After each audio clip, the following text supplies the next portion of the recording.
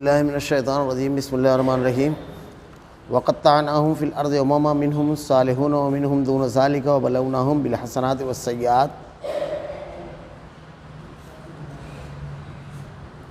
لعلہم یرجعون فخلف من بعدہم خلف ورثوا الکتاب یأخذون عرض ھذا الادنی ویقولون سیغفر لنا وإن یأتہم عرض مثلہ یأخذوہ الم یؤخذ علیہم میثاق الکتاب اللہ یقول علی اللہ الا الحق ودرسوا فی ما فیہ والدار الآخرۃ خیر للذین یتقون فلا تعقلون والذین یمسکون بالکتاب واقاموا الصلاۃ انا لا نضیع اجر المصلحین وإذ نتقنا الجبل فوقهم كأنه ذلة وظنوا أنه واقع بهم خذوا ما آتيناكم بقوة واذكروا ما فيه لعلكم تتقون وإذ أخذ ربك من بني آدم من ظهورهم وذريتهم وأشهدهم على أنفسهم ألست بربكم قالوا بلى شهدنا أن تقولوا يوم القيامة إنا كنا عن هذا غافلين أو تقولوا إنما أشرك آباؤنا من قبل وكنا ذرية من بعدهم أفتهلكنا بما فعل المبطلون وكذلك نفصل الآيات لعلهم يرجعون واتل عليهم نبأ الذي آتيناه آياتنا فانسلخ منها فأتبعه الشيطان فكان من الغاوين ولو شئنا لرفعناه بها ولكنه أخلد إلى الأرض واتبع هواه فمثله كمثل الكلب إن تحمل عليه يلهث أو تتركه يلهث ذلك مثل القوم الذين كذبوا بآياتنا فاقصص القصص لعلهم يتفكرون ساء مثلا للقوم الذين كذبوا بآياتنا وأنفسهم كانوا يظلمون من يهد الله فهو المهتد ومن يضلل فأولئك هم الخاسرون وَلَقَدْ ذَرَأْنَا لِجَهَنَّمَ كَثِيرًا مِنَ الْجِنِّ وَالْإِنسِ لَهُمْ قُلُوبٌ لَا يَفْقَهُونَ بِهَا وَلَهُمْ أَعْيُنٌ لَا يُبْصِرُونَ بِهَا وَلَهُمْ آذَانٌ لَا يَسْمَعُونَ بِهَا أُولَٰئِكَ كَالْأَنْعَامِ بَلْ هُمْ أَضَلُّ أُولَٰئِكَ هُمُ الْغَافِلُونَ۔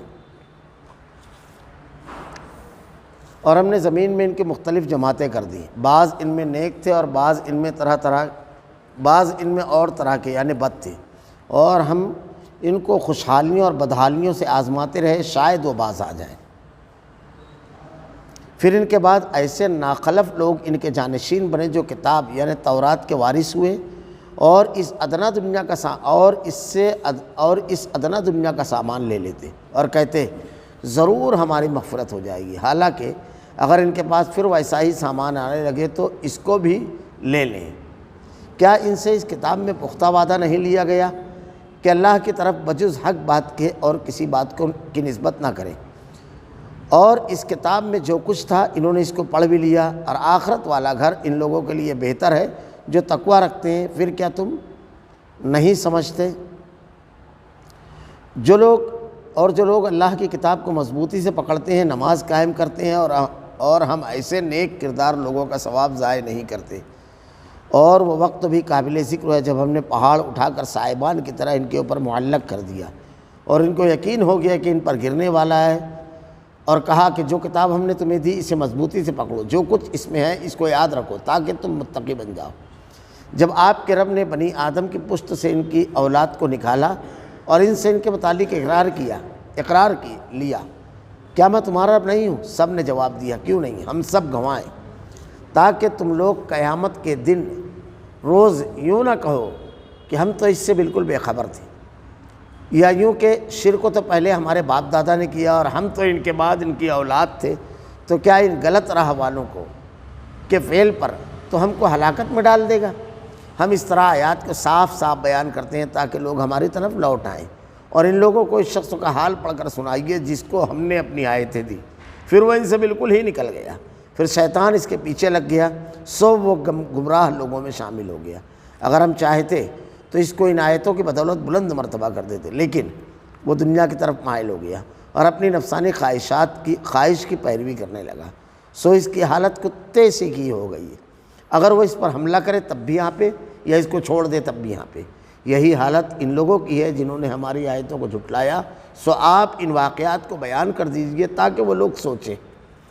ان لوگوں کی مثال بھی بری ہے جنہوں نے ہماری آیات کو جھٹلایا، وہ اپنے آپ پر ہی ظلم کرتے ہیں۔ جس کو اللہ ہدایت دیتا ہے وہی ہدایت یافتہ ہوتا ہے، جس کو وہ گمراہ کر دے وہی لوگ خسارہ پانے والے ہیں۔ اور یقیناً ہم نے ایسے بہت سے جن اور انسان دوزخ کے لیے پیدا کیے جن کے دل ایسے ہیں جن سے وہ نہیں سمجھتے، جن کی آنکھیں ایسی ہیں جن سے وہ نہیں دیکھتے، جن کے کان ایسے ہیں جن سے وہ نہیں سنتے۔ یہ لوگ چوپایوں کی طرح، بلکہ یہ ان سے بھی زیادہ گمراہ ہیں، اور یہی لوگ غافل ہیں۔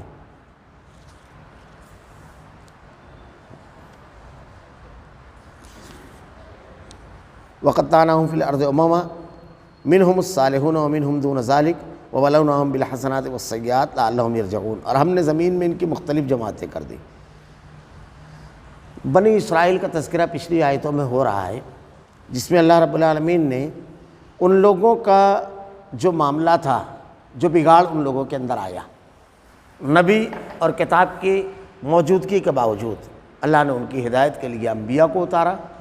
اس کی تعلیمات کے باوجود جو ان لوگوں میں بگاڑ آیا، تو بگاڑ کس طریقے کا آیا؟ ایک چیز، اس بگاڑ کا نقصان ان کو کیا ہوا، یہ دوسری چیز، اور اس بگاڑ کے نقصان کی وجہ سے اللہ تعالیٰ کی طرف سے ان کے ساتھ کیا معاملہ ہوا، یہ تینوں چیزیں بیان کی گئی۔ بگاڑ جو ان کے اندر آیا، مختلف قسم کا بگاڑ تھا، عقیدے کا بگاڑ آیا، اور عمل کا بگاڑ آیا، مال کی حرص آئی، جیسے اصحاب سبت کا واقعہ۔ آزمائش کے لیے سنیچر کے دن مچھلی پکڑنا منع کر دیا گیا، لیکن جب مچھلیاں اوپر آئی تو مختلف ہیلے اور بہانوں سے پکڑ لیا۔ یہ گمراہی جب آتی ہے تو آدمی ضلالت کے راستے پر الگ الگ انداز میں جاتا ہے۔ یہ سب اس لیے بیان کر دیا گیا، یہ سب بڑا نقصان ہوتا ہے۔ اللہ نے کہا خطیئاتکم سجۃ نغفر لکم خطیئاتکم وسنزید المحسنین، کہ جھک کر کے یہ جملہ کہتے ہوئے گزر جاؤ، انہوں نے جملہ ہی بدل دیا۔ ایسے بہت ساری چیزیں بیان کی گئی۔ اس کی بنیاد پر کیا ہوا؟ ان لوگوں کو بندر بنا دیا گیا۔ یہ مسلسل نافرمانیوں کی وجہ سے ان لوگوں کے اوپر اللہ نے قیامت تک کے ایک ظالم شخص کو متعین مسلط کر دیا۔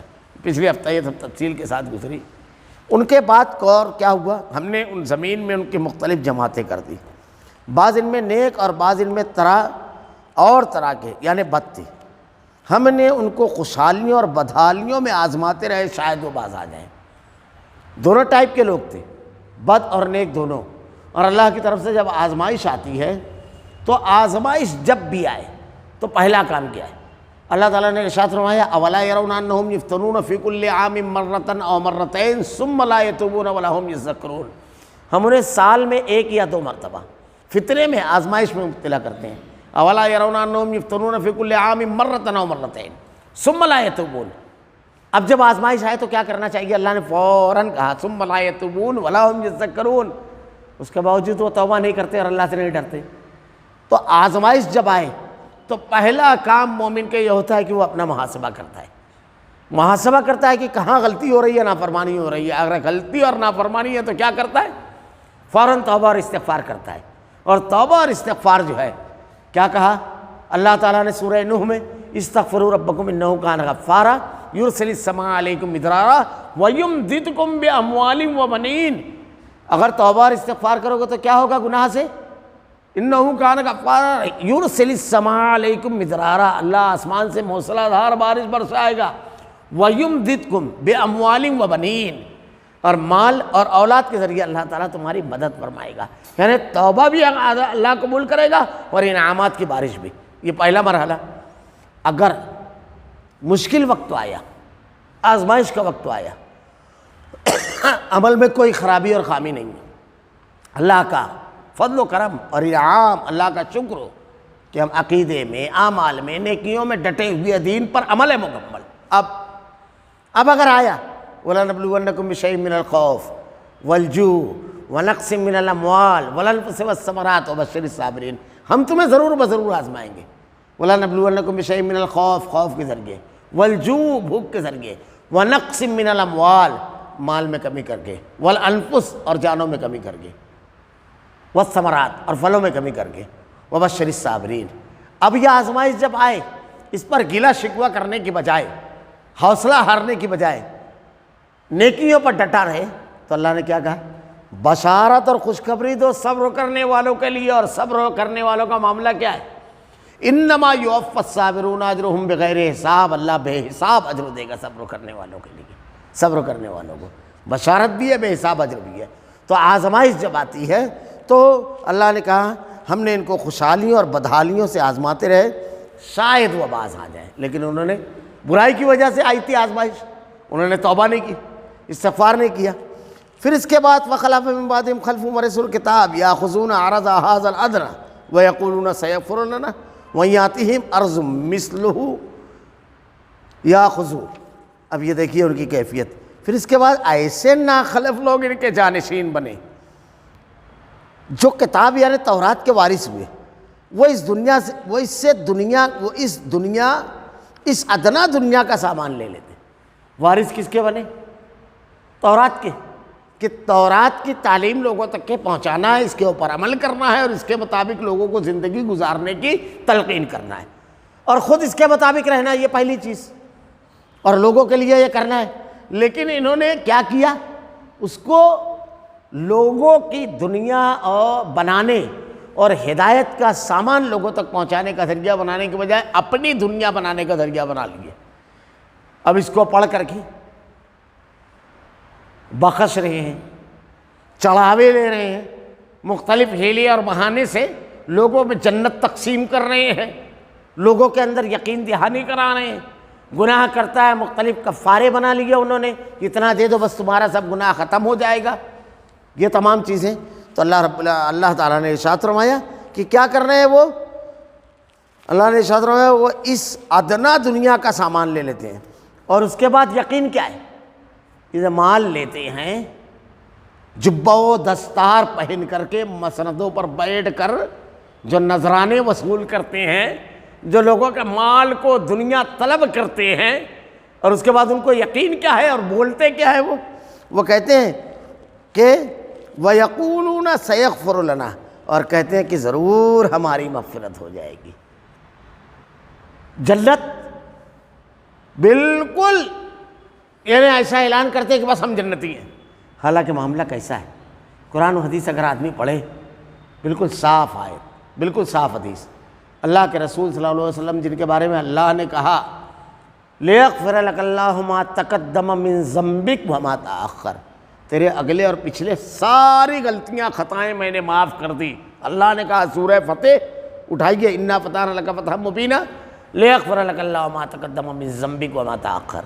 وہ کیا کہتے ہیں حضرت عائشہ صدیقہ ام المومنین سے، واللہ لا ادری واللہ لا ادری وانا رسول اللہ ما یفعل بی ولا بکم، اور اللہ کی قسم میں نہیں جانتا، اور اللہ کی قسم میں نہیں جانتا میرے ساتھ اور تمہارے ساتھ کیا معاملہ ہوگا۔ اور سورہ زخرف اٹھائیے، 26واں پارہ، قل ما کنت بدعا من الرسل، کہہ دیجئے میں کوئی نیا اور انوکھا رسول نہیں ہوں، آدم سے لے کر آج تک یہ سلسلہ چالو ہے، یا آخری رسول ہوں۔ قل ما کنت بدعا من الرسل وما ادری ما یفعل بی ولا بکم، اور میں نہیں جانتا میرے ساتھ اور تمہارا ساتھ کیا معاملہ ہوگا۔ یہ کائنات کے امام شافعی محشر کے بارے میں کہا جا رہا ہے، کوئی نیا اور انوکھا رسول نہیں، یہ بالکل نئے اور انوکھے آ جاتے ہیں جنت کے ٹھیکیدار بن کر کے۔ استغفر اللہ۔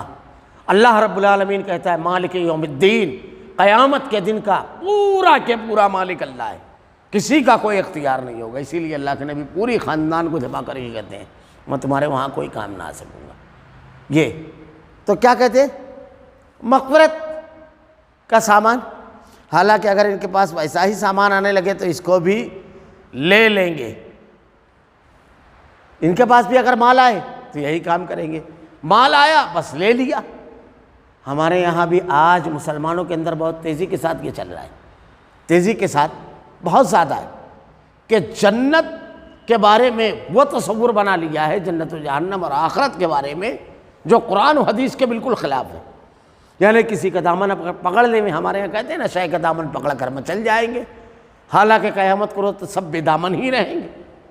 پھر اس کے بعد اللہ تعالیٰ سب کو لباس پہنائے گا، اور سب کو اپنا نامہ اعمال اپنے ہاتھ میں دیا جائے گا، اور اللہ نے کہا وَلَا تَزِرُ وَازِرَةٌ وِزْرَ أُخْرَىٰ، کوئی کسی کا بوجھ اٹھانے والا نہیں ہے۔ فَمَن يَعْمَلْ مِثْقَالَ ذَرَّةٍ خَيْرًا يَرَهُ وَمَن يَعْمَلْ مِثْقَالَ ذَرَّةٍ شَرًّا يَرَهُ، ذرے کے برابر بھی نیکی ہوگی تو اللہ لے آئے گا، ذرے کے برابر بھی گناہ ہوگا تو اللہ لے آئے گا۔ تو ہمارے اپنے سب اعمال آئیں گے، اور اسی کی بنیاد پر اللہ رب العالمین جس پر رحم فرمائے گا اس کو بخش دے گا، ورنہ اللہ کا عذاب بڑا شدید ہے۔ یہ صحابہ کرام کے ہم واقعات پڑھتے ہیں. حضرت ابوبکر صدیق رضی اللہ تعالیٰ عنہ جن کو جنتی ہونے کی بشارت دی، اللہ کے نبی نے کہا جنت کے 8 دروازے ابوبکر کو بلائیں گے، 8 دروازے. حضرت ابوبکر صدیق رضی اللہ تعالیٰ عنہ آپ کا مقام اور مرتبہ کیا ہے؟ افضل البشر بعد الانبیاء بالتحقیق، انبیاء کے بعد سب سے افضل انسان اس روئے زمین کے ابوبکر صدیق رضی اللہ تعالیٰ عنہ. یہ اللہ کے نبی پوچھ رہے ہیں کس نے آج صدقہ کیا؟ ابوبکر صدیق رضی اللہ تعالیٰ عنہ نے کہا اللہ کے رسول میں نے. کس نے آج مریض کی عادت کی؟ کہا میں نے. کس نے آج جنازے میں شرکت کی؟ اللہ کے رسول صلی اللہ علیہ وسلم میں نے. کس نے غلام آزاد کیا؟ اللہ کے رسول صلی اللہ علیہ وسلم میں نے. کون روزے سے ہے؟ اللہ کے رسول صلی اللہ علیہ وسلم میں. پڑھتے جائیے آپ روایت. سوالات اللہ کے رسول کر رہے ہیں اور جواب میں ابوبکر صدیق رضی اللہ تعالیٰ عنہ ارشاد فرما رہے ہیں اللہ کے رسول میں. آپ اپنی چہیتی بیوی حضرت عائشہ سے کہتے ہیں کہ سب کا قرض اتار دیا، تیرے بابا کا قرض نہیں اتار سکا. جو کچھ اس نے اسلام کے لیے قربانی کی تھی اور جو احسانات کیے اس کو نہیں اتار سکا. یہ اللہ کے نبی کو مال کی ضرورت پورا اثاثہ لے کر کے آ گئے. ابوبکر صدیق رضی اللہ تعالیٰ عنہ پورا کے پورا اثاثہ. اللہ اپنی بے شمار رحمتیں نازل فرمائے. کیا کہتے ہیں ابوبکر صدیق رضی اللہ تعالیٰ عنہ؟ کہتے ہیں پرندوں سے کہ تم جہاں چاہو چرو چگو اڑو، تمہارے اوپر کوئی حساب نہیں ہے. ختم ہو جاؤ گے، کاش کہ میں پرندہ ہوتا، مر کر کے ختم مٹی ہو جاتا، اللہ کے سامنے نہ کھڑا ہونا پڑتا. یہ ابوبکر صدیق رضی اللہ تعالیٰ عنہ. یہ یہودیت والا مزاج جو آیا، جس کی وجہ سے لوگ عمل سے دور ہو گئے، جس کی وجہ سے نیکیوں سے دور ہو گئے. اب اللہ کو راضی کرنا ان کے لیے کوئی ضروری نہیں رہ گیا. لیکن ہمارے جو مرشد ہیں، ہمارے جو بابا ہیں، ان کو راضی رکھو، ان کو نذرانے دیتے رہو، ان کو اپنے سے راضی رکھو، اللہ کو راضی کروا لیں گے. استغفر اللہ. خود ان کی نجات کی، خود ان کی بخشش کی کوئی ضمانت نہیں ہے. اللہ کے نبی نے ارشاد فرمایا قیامت کے روز کوئی شخص اپنے عمل کی وجہ سے جنت میں نہیں جائے گا الا یہ کہ اللہ اس پر رحم فرمائے. حضرت عائشہ کہتے ہیں اللہ کے رسول آپ بھی کہا ہاں مجھے کامل یقین ہے کہ اللہ مجھ پر رحم فرمائے گا. یہ معمولی چیز نہیں ہے. تو یہ لوگ کیا کرتے تھے؟ کیا ان سے اس کتاب میں پختہ وعدہ نہیں لیا گیا تھا؟ اللہ کی طرف بجز حق کے اور کسی بات کی نسبت مت کرنا. کوئی بات دین کے نام پر اگر آپ بتا رہے ہو تو اللہ کی نازل کردہ، جیب میں سے نکال کر مت بتانا، اپنی مرضی سے مت کہنا. بہت بڑا گناہ ہے، بہت بڑا. اللہ نے قرآن میں کہا فوائل للذین یکتمون الکتاب بایدیہم ثم یقولون ھذا من عند اللہ. یہ اپنے ہاتھوں سے کتاب لکھتے ہیں. پہلے پارے میں کہا فوائل للذین یکتمون الکتاب بایدیہم ثم یقولون ھذا من عند اللہ، اور کہتے ہیں یہ اللہ کی طرف سے. ہمارے یہاں بھی دیکھیے معاشرے میں آج بہت ساری کتابیں آدمی لے کر کے بیٹھا ہے، پڑھ رہا ہے. کیا ہے بھائی؟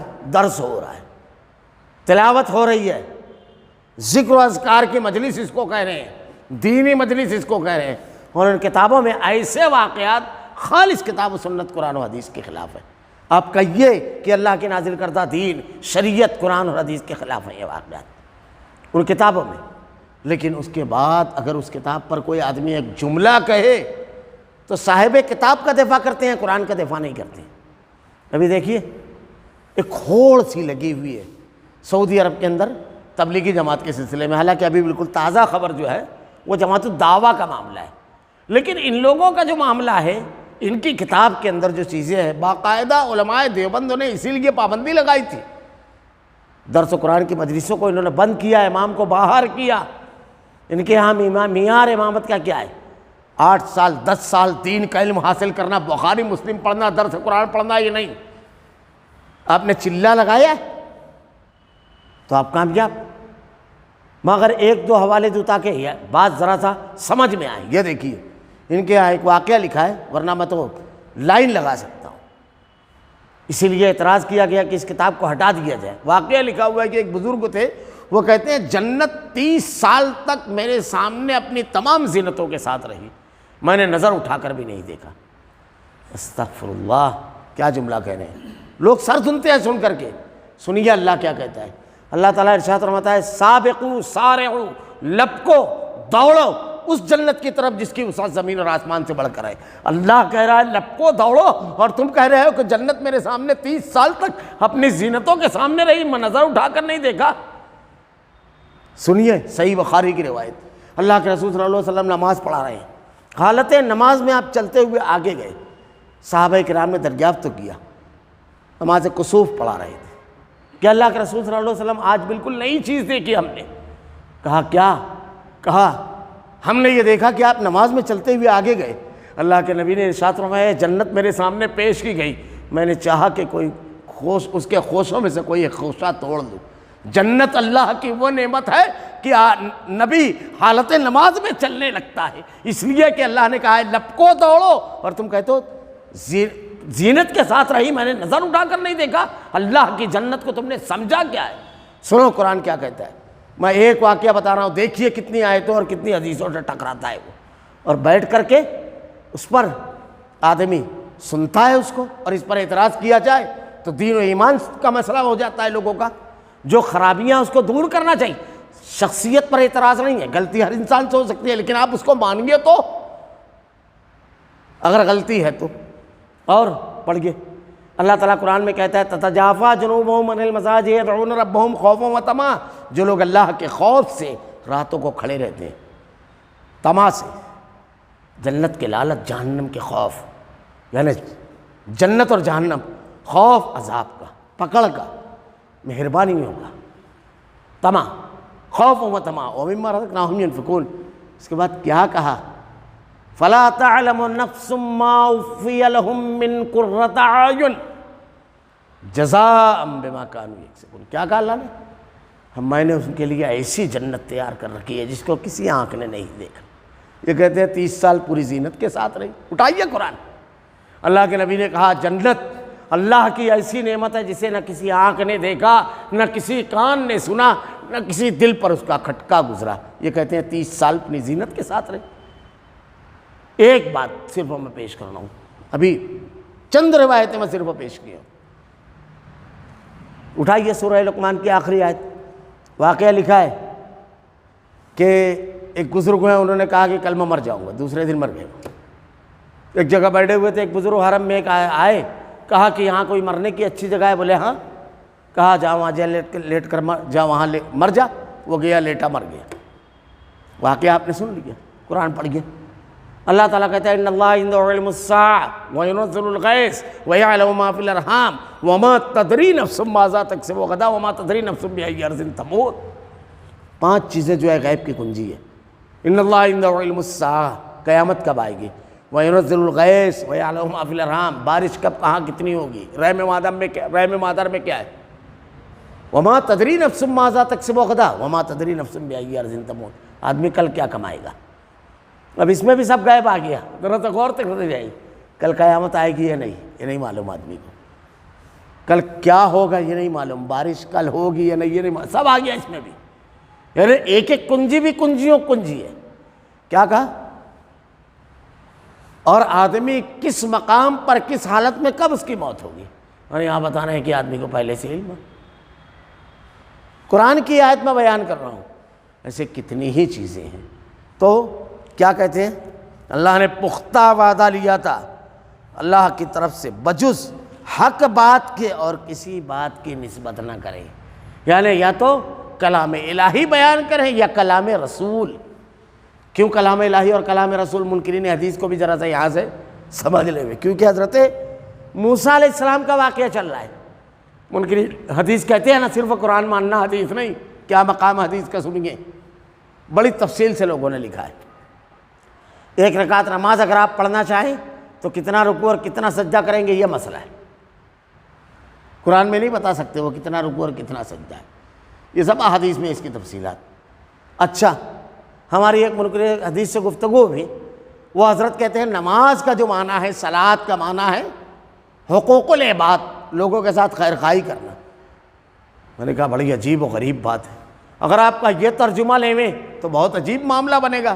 اللہ تعالیٰ کہتا ہے یا ایھا الذین آمنوا اذا قمتم الی الصلاۃ فاغسلوا وجوہکم وایدیکم الی المرافق وامسحوا برؤوسکم وارجلکم الی الکعبین۔ کیا ہے؟ آپ کو نماز اگر پڑھنا ہے اور اگر آپ ناپاک ہیں تو غسل کر لیں، اور اگر پانی نہیں دستیاب ہے تو تیمم۔ اب ان کا ترجمہ کرتے ہیں کہ اگر آپ کو کوئی خیر کا کام کرنا ہے تو آپ پہلے غسل اور تیمم، غسل کریں نہیں تو تیمم۔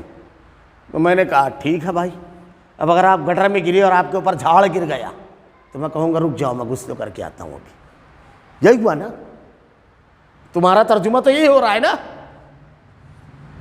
اور کیا کہہ رہے ہیں اللہ تعالیٰ؟ وَإِذَا نُودِيَ لِلصَّلَاةِ مِن يَوْمِ الْجُمْعَةِ، جمعہ کے روز جب ندا دی جائے۔ اب یہاں پر ایک سوال اور ہے، ندا کیسے دی جائے گی؟ قرآن میں اذان تو نہیں ہے، تو ایک ایک کا نام لیا جائے گا، جہاں تک لاؤڈ اسپیکر کی والی مسجد کی آواز جائے گی یہاں تک کہ تو دوسرے مؤذن کو بولیں گے تو والی وہ والی مسجد کا تو۔ ایسے ہی ہوگا نا، حد بندی لگے گی نا، سب کا نام لیں گے۔ اچھا کس کا نام لیں گے؟ بالغ کا، نابالغ کا، خواتین کا، کیا ترتیب رہے گی؟ ساروں کا لیں گے، کیسا رہے گا؟ وَإِذَا نُودِيَ، جب ندا دی جائے۔ اب وہ ندا کیا رہے گی؟ آواز تو لگانا ہے آپ کو، تو نام سے پکارنا ہے یا بولنا ہے اے لوگو؟ اب تم اے لوگو بولو گے تو ہم بولیں گے کہ کیوں اے لوگو بولے؟ اس میں تو سب آ گئے غیر مسلم۔ یہ تو صلاۃ کے لیے دی جا رہی ہے، جس کو صلاۃ معلوم نہیں ہے، جو صلاۃ کو مانتا نہیں ہے، اس کو کیوں بلا رہے ہو تم؟ کیونکہ یہ ندا صلاۃ والوں کے لیے ہے، تو لوگوں تو بول نہیں سکتے آپ۔ اب اے ایمان والو، اس میں تو مشرکین بھی ہے، کیونکہ اللہ نے کہا بڑی تعداد ہے ایمان والوں کی جو شرک میں مبتلا ہوتے ہیں، یعنی شرک کرتے ہیں، اللہ نے قرآن میں بیان فرمایا۔ تو اب کیا کریں گے؟ پھر وَإِذَا نُودِيَ لِلصَّلَاةِ، جب ندا دی جائے صلاۃ کے لیے۔ اب ان کا ترجمہ کرتے ہیں اللہ کا قانون نافذ کرنے یا خدمت خلق کے لیے، تو تھوڑی دیر کے لیے جمع ہو جائے، پھر اس کے بعد فَإِذَا قُضِيَتِ الصَّلَاةُ فَانتَشِرُوا، جب پوری ہو جائے تو زمین میں پھیل جاؤ، یعنی ذرا دیر خدمت خلق کرو، پھر لوٹ مار خود بھی کرو۔ کیا مطلب ہے اس کا؟ کیا مطلب بنے گا اس کا؟ اور آگے بڑھ گئے، حضرت زکریا جب حضرت مریم کے محراب میں گئے، واقعہ تو ہے پورا تفصیل سے، حضرت مریم کے بارے میں قرآن میں کہا ہے یصلی فی المحراب، محراب میں کیا قائم کرتے تھے؟ محراب کے اندر کیا کرتے تھے؟ حقوق العباد۔ محراب کے اندر وہ تو اکیلی رہتی تھی، وہاں پر نماز قائم کرتے تھے، ترجمہ ہی نہیں بیٹھے گا۔ ان جاہلوں نے یہ معنی نکال لیا اس کا، تو بجز حق کے اور کچھ۔ اب ایک بات اور، حدیث کا کیا مقام ہے؟ حضرت موسیٰ علیہ السلام کا واقعہ چل رہا ہے، آپ نے واقعہ بڑی ترتیب سے سنا ہے پورا، الحمدللہ ذہن میں ہے واقعہ، یاد رکھیے کیا ہے۔ حضرت موسیٰ علیہ السلام کو اللہ نے نبوت دی، اور اس کے بعد کہا کہ جا فرعون بڑا سرکش ہو گیا، اس کو نرمی کے ساتھ سمجھا، دعوت دے۔ حضرت موسیٰ علیہ السلام بڑا پیارا اسلوب ہے یہ، دائی کو کیسے دعوت دینا ہے، اللہ نے دعوت کا حکم دینے کے ساتھ ساتھ یہ بھی تعلیم دے دی، یعنی بات مکمل۔ اور قرآن میں یہ چیز ملے گی آپ کو، مکمل پوری بات۔ جیسے حضرت موسیٰ علیہ السلام کے واقعے میں دیکھیے، ہمارے یہاں کیا ہوتا ہے، کسی کو اگر ہم کام بولتے ہیں تو بات ادھوری بولتے ہیں، وہاں جا ہو کرا، ارے کیا کرنا ہے وہاں جا کے، اب وہ جو کام آپ نے دل میں سوچا ہے وہ نہیں کیا، بس اس کے اوپر سوار ہو جاتے ہیں۔ تو تیرے کو ٹہلنے بھیجا تھا، تو اللہ کے نیک بندے تفصیل سے بتانا تھا کس کے لیے بھیجے۔ جب کوئی کام دیے نا تو باریکی کے ساتھ اس کو سمجھاؤ، نہیں تو آپ اس سے الجھو گے، اس کو بلا وجہ ڈانٹو گے۔ کیا کہا حضرت موسیٰ علیہ السلام کی والدہ نے؟ پیچھے پیچھے جا بیٹی، یہ جو صندوق بہتا ہوا جا رہا ہے پیچھے پیچھے جا، دیکھتی رہنا، نگرانی کرنا، یہ کام بھی بتایا اور اس کی کیسے کرنا یہ بھی بتا دیا۔ یہ قرآن واقعات جب بیان کرتا ہے تو واقعات کے جلوں میں احکامات، اصول اور ہدایت سب بیان کرتا چلا جاتا ہے، کیونکہ یہ ضابطوں کی کتاب ہے۔ تو حضرت موسیٰ علیہ السلام کو کیا کہا؟ نرمی سے۔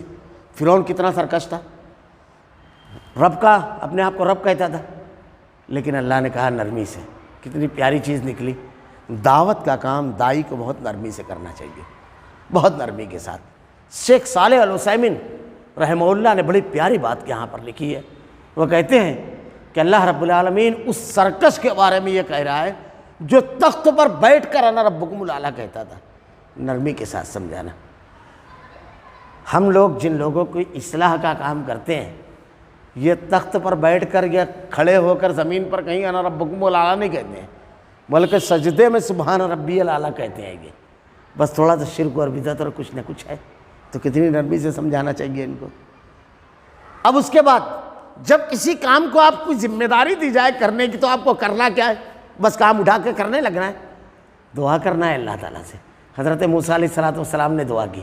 ہم دعا جب کرتے ہیں تو اللہ تعالیٰ کی مدد آتی ہے، کام پورا ہوتا ہے۔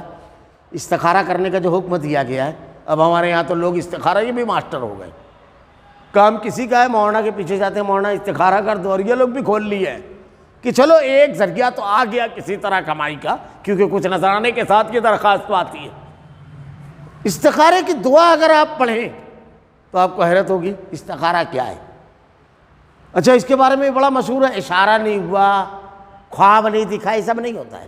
خواب کی تو کوئی حیثیت ہی نہیں ہے شرعی، کوئی حیثیت نہیں ہے، کیونکہ 3 لوگ مرفوع القلم ہے، سویا ہوا جب تک جاگ نہ جائے، بچہ جب تک بالغ نہ ہو جائے، اور مجنون پاگل جب تک ہوش میں نہ آ جائے۔ اب شریعت کے فیصلے آپ اس پر کرتے ہیں۔ دیکھیے، استخارہ جو ہے آدمی کو خود کرنا ہے، یہ ایک دعا ہے جس میں کیا کہتا ہے اللہ تعالیٰ سے بندہ کہ اللہ یہ کام اگر میرے لیے دنیا اور آخرت میں بھلا ہے، خیر ہے، تو اس کی راہیں کھول دے، رکاوٹوں کو اللہ دور کر دیتا ہے، اور اگر شر ہے تو اس سے پھیر دے مجھ کو۔ اب یہ ہم نے مانگ لیا اللہ سے، اب اللہ علیم و خبیر ہے، ہر چھپی اور کھلی چیز کا جاننے والا ہے، تو اللہ جانتا ہے۔ اس لیے ہوتا ہی ہے کہ جب ہم وہ کام کرنے جاتے ہیں تو ایسی کوئی رکاوٹ آ جاتی ہے کہ ہم وہ کام کرنے کی باتیں ہیں، بس ہو گیا فیصلہ۔ جیسے فرض کر لو کوئی سامان خریدنے جا رہے ہیں آپ، اب کسی دوست نے کہا کل آ کر کے لے کر چلے جانا میرے سے 5 لاکھ روپیہ، کوئی مسئلہ نہیں ہے، گھر میں رکھا ہوا ہے۔ صبح جب آپ اس کے گھر پر گئے تو پتہ چلا کہ گھر میں کوئی میڈیکل پرابلم ہو گیا، وہ پیسہ لے کر ادھر نکل گیا، وہ فون کر کے معذرت کر رہا ہے کہ بھائی 10 دن بعد کر لیں گے، اب دیکھو میرے کو ارجنٹ لگ رہا تھا، ایسا ایسا ہو گیا۔ یہ اللہ کی طرف سے سمجھ لیجیے، آپ کو سمجھ میں آ گیا کہ رکاوٹ آ گئی، ورنہ جو نہیں ملنے والا تھا وہ خود آپ کو بولنے لگا۔ اب دعا آپ مانگ رہے ہیں، یہ کام میرے لیے خیر ہے، تو مولوی جس کو دے رہے ہیں تو وہ تو اپنے لیے کہہ رہا ہے، ضرورت آپ کو ہے، آپ کو کرنا ہے، توبہ آپ کو کرنا ہے، اللہ سے آپ کو مانگنا ہے۔ اللہ تعالیٰ، اللہ کے نبی صلی اللہ علیہ وسلم کی سچی حدیث ہے، فجر کی نماز سے کچھ پہلے کیا ہے، رات کے جب آخر پہر ہوتا ہے کہ مانگ اے میرے بندے، تم خود مانگو۔ تو خیر، حضرت موسیٰ علیہ السلام نے دعا مانگی۔ سلف میں اسی لیے صحابہ کرام اگر چھوٹا کام رہتا تھا تو دل میں دعا مانگ لیا کرتے تھے، اگر موقع نہ ہو تو دعا مانگ لے۔ تو کیا مانگی کہ اللہ سرکش ہے وہ، اور ایک بڑا معاملہ بھی ہو چکا ہے میرا، اب اس کے پاس وہاں اس کے دربار میں جانا ہے، تو اللہ میری مدد فرما۔ اللہ نے کیا کہا، اننی معکما اسمع و ارا، کہ میں تیرے ساتھ ہوں۔ اللہ تعالی کے ساتھ ہے تو مدد مانگنا۔ اب حضرت موسیٰ علیہ السلام گئے، آپ نے فرعون کو دعوت دی، پھر آپ نے پورے واقعات سنے ابھی تک کے، والقملا والضفادع سنا آپ نے، مینڈک کا، خون کا، جو کا، یہ دیمک کا عذاب آیا ان لوگوں کے اوپر، سب ہو رہا ہے۔ اب حضرت موسیٰ علیہ السلام سمجھا رہے ہیں، وہ لوگ پھر عہد و پیمان کر رہے ہیں، پھر مکر جا رہے ہیں، پڑھتے جا رہے ہیں آپ۔ پھر اس کے بعد اللہ نے حکم دیا کہ پوری قوم بنی اسرائیل کو لے کر نکل جاؤ، آپ لے کر نکل گئے، دریا پار ہوا، فرعون غرقاب ہوا، ختم ہو گیا پورے لشکر کے ساتھ۔ اب یہ وادی طے میں جا کر کے قوم سے کہا رک جاؤ، اللہ نے 30-40 راتوں 10 بڑھا کر کے 40 کر دی، وعدہ لیا۔ آپ گئے طور پر، واپس آئے تو آپ کے ہاتھ میں کیا تھا، تورات۔ غصے میں جس کی تختیاں آپ نے ایک طرف رکھ دی، پیچھے واقعہ گزرا، تورات کب ملی؟ یہاں فرعون نے کس چیز کا انکار کیا تھا اور اس کے لوگوں نے کس چیز کا؟ حدیث، کیونکہ کتاب تو اب ملی ہے۔ نبی اپنی طرف سے کچھ نہیں کہتا، یاد رکھنا، جو کچھ کہتا ہے وہی کہتا ہے۔ اس لیے اللہ نے کہا وَمَا يَنْطِقُ عَنِ الْهَوَىٰ إِنْ هُوَ إِلَّا وَحْيٌ يُوحَىٰ، نبی اپنی طرف سے کچھ نہیں کہتے، وہی کہتے ہیں جو وہی ان کو کیا جاتا ہے۔ اللہ کے رسول صلی اللہ علیہ وسلم کی باتیں صحابہ لکھتے تھے، ایک مرتبہ کہا کہ ہر بات مت دیکھو، آپ کبھی غصے بھی ہوتے ہیں۔ اللہ کے نبی نے اپنے ہاتھ سے اپنی زبان پکڑ کے کہا کہ اس زبان سے حق کے سوا کچھ نہیں نکلتا۔ اللہ کا نبی جو ہے صرف اللہ کا پیغام پہنچاتا ہے بس۔ تو بڑی اہمیت احادیث کی۔ یہ بھی ایک قسم کا بہت بڑا فتنہ ہے کسی مقام پر انشاءاللہ ہم اس کی مفصل گفتگو کریں گے۔ منکرین حدیث جوہلا کا سب سے بڑا ٹولہ ہے آج کے دور میں، اس میں کوئی علمی شخصیت آپ کو نہیں ملے گی، تھوڑا بہت جو علمی نام ہے عبداللہ چغلالوی کا، اسلم جیراج پوری، ورنہ یہ سب مستشرقین کے چبائے ہوئے نوالے، یعنی غیر مسلموں کے اٹھائے ہوئے اعتراضات ہیں، ان کا اپنا نہیں ہے، وہی چبائے ہوئے نوالے اگلتے ہیں۔ اور اس میں ایک بہت بڑا نام غلام برق جیلانی کا ہے، جس نے 2 اسلام لکھا تھا، پھر اس کے بعد اس نے توبہ کی، چٹان میں باقاعدہ اخبار جو ہے چٹان، اس کے اندر ان کا توبہ نامہ شائع ہوا، اور اس کے بعد انہوں نے اس کو باقاعدہ شائع کرنے کے بعد کہا کہ میں اپنی تمام تحریروں کو واپس لیتا ہوں، اور پھر انہوں نے تاریخ حدیث کے نام سے حدیث کی اہمیت اور افادیت پر باقاعدہ ایک کتاب انہوں نے 2 جلدوں میں بڑی زبردست کتاب انہوں نے لکھی۔ کیا کہا گیا؟ بجز حق بات کیا اور کسی بات کی نسبت نہ کریں، اور اس کتاب میں جو کچھ تھا انہوں نے اس کو پڑھ بھی لیا۔ اور آخرت والا گھر ان لوگوں کے لیے بہتر ہے جو تقوی رکھتے ہیں۔ پھر کیا تم نہیں سمجھتے اللہ تعالیٰ نے تمہارا بہتر گھر کون سا بتایا؟ آخرت کا۔ دنیا کے بدلے دین نہ بیچو، بلکہ دنیا قربان کر دو دین کے لیے، کیونکہ آخرت اہم چیز ہے۔ اور متقی اللہ سے ڈرنے والا جو رہے گا، تقوی جس کے اندر رہے گا، یہ خوبی اس کے اندر رہے گی۔ اللہ رب العالمین نے ایک جملے میں ہماری پوری زندگی کا جہاں سودا ہوگا، وہ سودا جس چیز پر ہوگا وہ بتا دیا۔ دین کی بنیاد پر ہم دین کو قربان نہیں کریں گے، چاہے کتنی بھی قیمتی شے قربان کرنا پڑے۔ یہ اصل مومن کا یہ سودا ہے، اور جس کے اندر ایمان نہیں ہوتا ہے، گمراہی ہوتی ہے، وہ معمولی سے فائدے، کبھی اقتدار، کبھی مال، کسی بھی فائدے پر وہ دین کو قربان کر دیتا ہے۔ یہ بڑی اہم چیز ہے۔ والذین یمسکون بالکتاب واقاموا الصلاۃ انا لا نضیع اجر المصلحین، اور جو لوگ اللہ کی کتاب کو مضبوطی سے پکڑتے ہیں، نماز قائم کرتے ہیں، ہم ایسے نیک کردار لوگوں کا ثواب ضائع نہیں کرتے۔ کس کا عمل ضائع نہیں ہوتا؟ یہ تو ضائع ہونے والا عمل اوپر آ گیا، اب نیچے ذرا تھا یہ بھی دیکھ لیجئے۔ پہلا تو یہ کہ اگر آپ دنیا قربان کرنے والے متقی ہو تو ہر معاملہ آپ کا سیدھا۔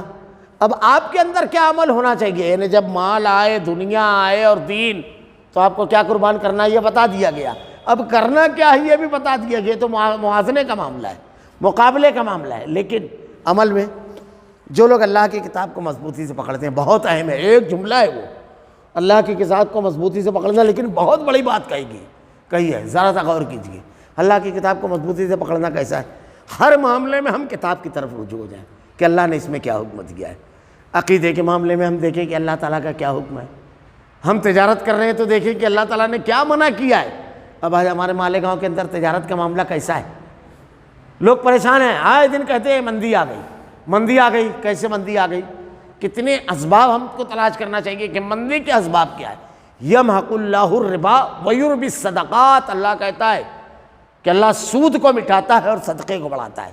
ہمارے یہاں دیکھیے ایک آدمی سرمایہ دار ہے، کاروبار کر رہا ہے، اب بدھ جمعرات کے روز ہمارے شہر کی ایک بہت اچھی چیز یہ ہے کہ ہمارے یہاں کا سرمایہ دار مزدوری کبھی نہیں روکتا ہے۔ آپ دوسری لائنوں میں دیکھو، چھوٹی چھوٹی لائنوں میں مزدوروں کی مزدوری روکنے کا مزاج ہے، لیکن ہمارے شہر میں اللہ کا کرم ہے کہ بہت ساری خرابیوں کے باوجود یہ خرابی ہے کہ وہ کچھ بھی کرے گا، بدھ جمعرات کے روز مزدوری کا انتظام کرے گا، وہ کبھی نہیں روکتے ہمارے یہاں کے سرمایہ۔ لیکن کرتے کیا اس میں؟ اب چیک، پیسہ نہیں ہے، چیک رکھا ہوا ہے تو اس کو جا کے ڈسکاؤنٹ کرا دیں گے۔ اب ڈسکاؤنٹ کرائے ہے، سودی نظام ہے۔ اب اس کے بعد ہم کو سود کی ضرورت ہے، کیا کریں گے؟ پھر اس کے بعد دھارے پہ لیں گے۔ اب وہ بیپاری جو ہے اس میں سود لگا دیا۔ کتنے نقصانات ہوتے ہیں جانتے ہیں اس کے؟ پہلی چیز تو یہ مال کی برکت چلی گئی، سنگین ترین گناہ میں ملوث ہو گئے ہم۔ سنگین ترین، کتنا سنگین جرم ہے؟ قیامت کے روز لوگ اپنا اپنا نامہ اعمال لے کر اٹھیں گے، لیکن کچھ مجرم ایسے رہیں گے جن کو دیکھ کر لوگ کہہ دیں گے کہ اس کا جرم کیا ہے۔ اس میں ایک سود خور ہے، کیونکہ یتخبطہ الشیطان من المس، ایسے کھڑا ہوگا جیسے اس کو شیطان نے چھو کر خبتی، پاگل، مغبوط الحواس کر دیا۔ اور اتنا سنگین جرم ہے کہ اللہ تعالیٰ کہتا ہے فَآذَنُوا بِحَرْبٍ مِّنَ اللَّهِ وَرَسُولِهِ، سود خور اللہ اور اس کے رسول سے جنگ کرتا ہے۔ اللہ اور اس کے رسول سے جنگ کرنا تصور سے بھی آدمی کانپ جاتا ہے۔ رسول جن پر جان قربان کرے، اللہ جس کے لیے آدمی جہاد کرتا ہے، اپنی جان اور مال کی قربانی دیتا ہے اس کو راضی کرنے کے لیے، اس کے مخالف، استغفر اللہ، کتنا خطرناک جرم ہے۔ اور آگے بڑھ گئے، کتنا بڑا نقصان ہے سود خوری۔ میں نے ابھی اس ہفتہ خطبے میں کہا، دیکھیے اللہ کے نبی نے کہا کہ ایک مسافر جو سفر میں ہے، سب لٹ گیا اس کا، اب سب لٹ گیا، اس نے ہاتھ اٹھایا دعا کے لیے، اللہ تعالیٰ کہتا ہے میں کیسے تیری دعا قبول کروں؟ حالانکہ دعا اس کی قبول ہوتی ہے ایسے مسافر کی، لیکن اللہ کیا کہتا ہے؟ تیرے جسم میں حرام مال ہے۔ اب ہماری دعائیں گئی، ہماری عبادت کی قبولیت گئی۔ اور آگے بڑھو، اپنی اولاد کو اگر ہم حرام کھلائیں گے تو اس کے اثرات کیا پڑیں گے اس کے اوپر؟ وہی اثرات پڑیں گے۔ ہمارے گھروں میں اختلاف ہے، ہم لوگ سمجھ نہیں رہے ہیں، ایک چھوٹا سا چیک ڈسکاؤنٹ ہم سمجھ رہے ہیں، لیکن یہ کہاں تک جاتا ہے؟ ہمارے کاروبار سے برکت لے کر چلا گیا، اللہ اور اس کے رسول کا مخالف کر دیا، ہماری قیام آخرت تباہ کر دیا، ہمارے دعاؤں کو، ہماری عبادتوں کو ضائع کر دیا۔ اور آگے بڑھ گئے، یہ تو ابھی آپ کی ذات کے گرد گھوم رہا ہے، آپ کی ذات کے گرد، ابھی ذرا سا آگے بڑھ گئے، آپ کے والدین، آپ کے دوسرے دادا دادی، نانا نانی، ہو سکتا ہے ایسا چچا ہو جو بہت آپ سے محبت کرتا ہو، بہت قربانی دیا ہو آپ کے لیے، آپ کی بڑی انسیت ہو، آپ کی خالائیں، اللہ کی جناب میں ہاتھ اٹھا کر جب دعا کرو گے کہ اللہ ان کی مغفرت فرما، کیا آپ کی دعا قبول ہوگی؟ سود خور کی، مرنے والوں کا بھی آپ نے مرنے والوں کا بھی نقصان، زندوں کا بھی نقصان، ایک آپ کا نہیں ہے، اس کے اثرات کہاں تک جاتے ہیں ہم لوگ اس کا محاسبہ نہیں کرتے۔ تو کیا کہا اللہ تعالیٰ نے؟ ایک جملہ، جو لوگ اللہ کی کتاب کو مضبوطی سے پکڑتے ہیں، اب گھر میں ایک ایک جگہ پر آ جائیں، اللہ کی کتاب کو مضبوطی سے پکڑنا۔ اللہ کے نبی صلی اللہ علیہ وسلم نے کہا میں تم کو دو کمزور لوگوں کے بارے میں وصیت کرتا ہوں، ایک غلام اور دوسرا خواتین، ان کے ساتھ زیادتی نہ کرنا، ظلم نہ کرنا۔ لیکن آدمی تو بہرحال، میں تو شوہر ہوں، ہمارے یہاں تو سسر پہ بھی چڑھ جاتے ہیں، مطلب سوار ہو جاتے ہیں، گفتگو کرتے ہیں تو نیچی بات کر، نیچی زبان میں، لڑکی والا ہے، استغفر اللہ۔ میں یہ جملہ سنتا ہوں تو مجھ کو بہت خوف ہوتا ہے۔ اللہ کے رسول صلی اللہ علیہ وسلم کو تو چاروں بیٹیاں تھیں، کائنات کے امام کو، کیا کہہ رہے ہو؟ آپ کو کچھ تب شعور ہے؟ داماد ہو تو اللہ کے نبی نے ارشاد فرمایا، بہت اہم چیز ہے وہ، بہت ہماری ماتحتی میں رہتی ہے بیچاری وہ، اس کے ساتھ ظلم کرنا۔ ہم قرآن اور حدیث کو کتنا پکڑے؟ اللہ کے نبی نے کہا دن میں آدمی اس کو مارتا ہے، رات میں اس کے ساتھ اپنی ضرورت کو پوری کرتا ہے۔ تم میں بہترین شخص وہ ہے جو اپنے اہل و عیال کے لیے بہترین ہو۔ اپنے بچوں کے ساتھ زیادتی کرنا، ظلم کرنا ان کے ساتھ، ظلم کی الگ الگ قسمیں، بیمار پڑی تو ہمارے یہاں ظلم الگ الگ قسموں سے ہوتا ہے، بولے اوپر کا کچھ علاج ہی نہیں کر رہے، چھوٹے موٹے دواخانے میں لے کر کے جا رہے ہیں، جھڑ پھکوے مار بھی ڈالتے ہیں، خلق زندگی اور موت اللہ کے ہاتھ میں، لیکن اسباب و علل کی دنیا ہے، اور بھی بہت سارا ظلم ہے۔ لڑکی اگر ہو رہی ہے تو ظلم کر رہے ہیں، جبکہ اللہ نے کہا ہم نے کسی کو صرف لڑکیاں، کسی کو صرف لڑکے، کسی کو دونوں، کسی کو کچھ نہیں، اولاد نہیں ہے تو اس کو تانے دے رہے ہیں۔ اللہ 2 سال ہو گیا شادی کو، ابھی کچھ ہے ہی نہیں، یہ ساس کہہ رہی ہے، شوہر کہہ رہا ہے، آپ کے ہاتھ میں اولاد دینا لینا۔ اللہ کی کتاب کو ہم نے، ہو سکتا ہے اس لسٹ میں ہمارا نام آ گیا ہو جہاں اولاد نہیں ہے، اس لسٹ میں آ گیا ہو جہاں صرف وہ بیٹیاں ہو۔ اللہ کی کتاب کو مضبوطی سے، یہ جو مسائل آ رہے ہیں ہماری زندگی میں، بہت اہم چیز ہے۔ بات چیت میں ہم نے کیسے پکڑا؟ دوست و احباب، ہماری مجلسی، ہمارے دوست کون ہیں؟ نیکوکار لوگ ہیں یا بدکار لوگ ہیں؟ جو نمازوں کو ضائع کرنے والے، جن کے مجلسوں میں رہ کر کے ہم دیندار نہیں ہوتے ہیں، ہم اللہ کا خوف نہیں ہوتا ہے، دین سے محبت نہیں ہوتی ہے، ہم دینی مجلسوں میں شرکت کے لیے اپنے آپ کو وہ نہیں کرتے ہیں، یہ سب چیزیں ہیں۔ اللہ کے نبی نے کہا جس سے محبت کرتا ہے آدمی، اس کے ساتھ اس کا معاملہ ہوگا، جس سے بھی محبت کرتا ہے۔ ایمان والا اگر ایک دوسرے سے اللہ کے لیے محبت کرتا ہے، اللہ کے نبی نے کہا کہ فرشتہ، بنی اسرائیل کا واقعہ، فرشتے کو بھیجا اللہ نے کہ جا کر کے اس کو کہہ دو کہ اللہ تجھ سے راضی، اللہ تجھ سے محبت کرتا ہے۔ معمولی چیزیں نہیں ہیں۔ تعلقات کی نوعیت کیا ہے؟ برائیوں سے ہمارے دلوں میں نفرت ہے، اللہ کی رسی کو مضبوطی سے تھاما لا۔ ہمارے یہاں تو اسکول کا مینجمنٹ کون نہیں جانتا بغیر ٹیچر سے پیسہ لیے، نہیں ہمارے یہاں یہ سب چیزیں۔ اہل سیاست یہ تو بولتے ہیں کہ سیاست الگ ہے، دین الگ ہے، اور کتنے بیچارے یہ بغیر وضو نام بھی نہیں لے سکتے، اتنے متقی ہیں، ہمارے اہل سیاست، اور راستے بتاتے ہیں کہ ان کے کردار کیا ہے۔ ضمیر، ملت، قوم، ذمہ داری سب بیچ دیا، خوف نہیں ہے ذرا سا اللہ کے سامنے جواب دہی کا، ذرا سا خوف نہیں ہے، یہ اللہ کی کتاب کو چھوڑ دیے۔ آپ دیکھیے ہر قدم پر نظر آئے گا، ڈاکٹری پیشہ دیکھیے، دوسرے پیشے دیکھیے، صرف اہل تجارت کی بات نہ کیجیے، جہاں رشوت اور کمیشن ہو، کمیشن کو رشوت کو خوبصورت نام دے دیا جائے، غلاظت کو اگر آپ فریج میں رکھ دیں تو غلاظت غلاظت رہے گی، کتنا بھی خوبصورت نام لکھ لے آپ اس کا رکھ دیں۔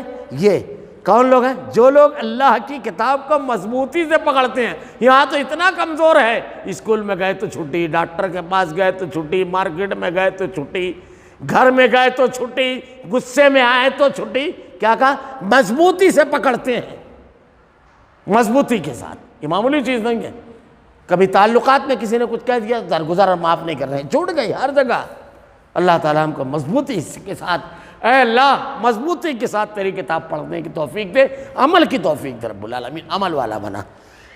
پہلی۔ دوسرا، نماز قائم کرتے ہیں، بہت اہم چیز ہے، میں اس پر کئی مرتبہ بول چکا ہوں۔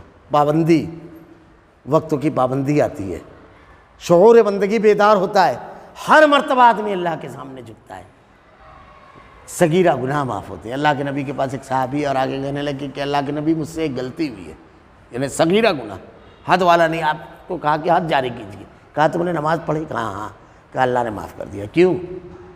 کتنی مرتبہ ہم کہتے ہیں، پہلے ہی اللہم باعث بینی و بین خطایا کما باعدت بین المشرق والمغرب اللہم نقنی من الخطایا کما ینقى الثوب الابیض من الدنس اللہم اغسل خطایا بالماء والثلج، دعا پڑھ رہے ہیں۔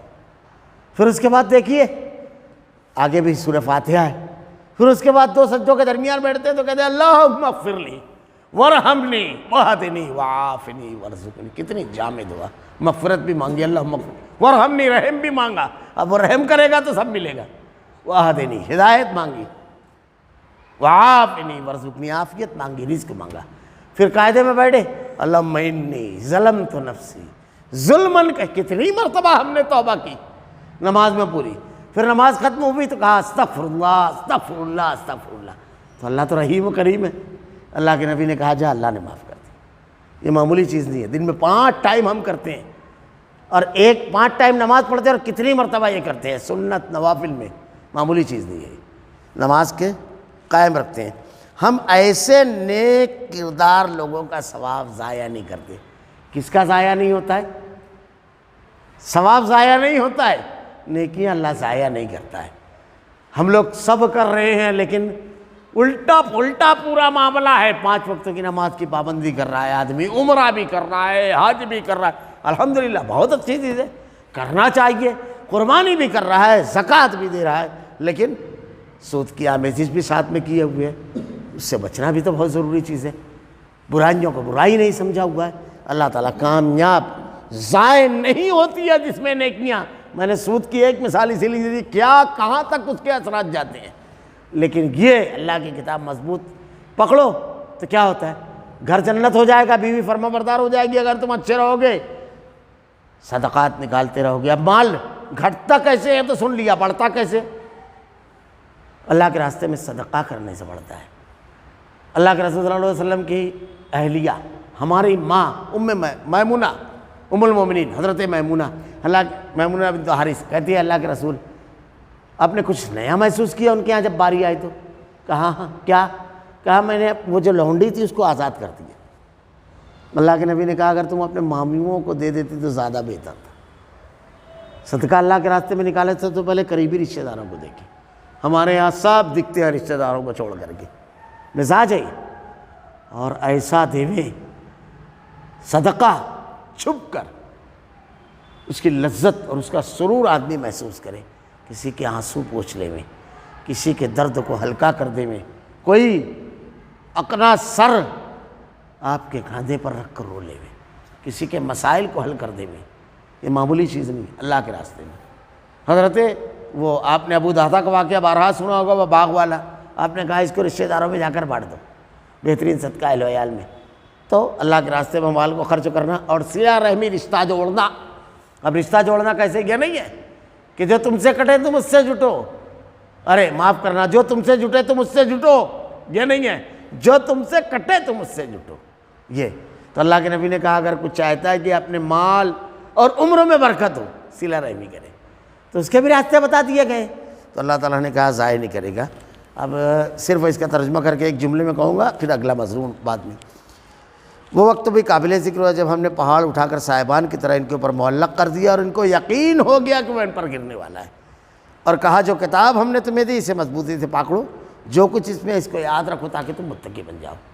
تو یہ اصل میں جب اللہ کے رسول حضرت موسیٰ علیہ السلام نے کہا یہ تورات ہے اس کے اوپر عمل کرو، تو بولے نہیں کریں گے، بڑے سرکش لوگ تھے۔ تو اللہ نے اتنے انعامات کیے، ایمان والے تھے، اب اس کے بعد نہیں مان رہے تو قانون کا ڈنڈا تو اپنا کام کرتا ہے نا۔ جب حکومت رہتی ہے تو سعودیہ میں نماز نہ پڑھے تو کیا ہوتا ہے؟ جو لوگ سعودی رہے ہیں ان سے پوچھو کیسے چھپتے ہیں، بھاگتے ہیں متوے سے۔ تو ان لوگوں کو پر جو نہیں مانتا اس سے واعظ نہیں ہے، لیکن یہ انکار کیا تو اللہ نے پہاڑ کو معلق کر دیا۔ کتنی سرکش قوم تھی۔ تو کیا کہا کہ ان پر گرنے والا ہے، جو کتاب ہم نے تمہیں دی اسے مضبوطی سے پکڑو۔ پھر اس کے بعد سجدے میں گر گئے اور اقرار کیا جو کچھ اس میں ہے اس کو یاد رکھو تاکہ تم متقی بن جاؤ۔ اس کا فائدہ بھی بتایا اللہ رب العالمین نے۔ میں چاہتا تھا بہت آگے تک کے ہو جائے، لیکن بات یہیں پر طویل ہو گئی۔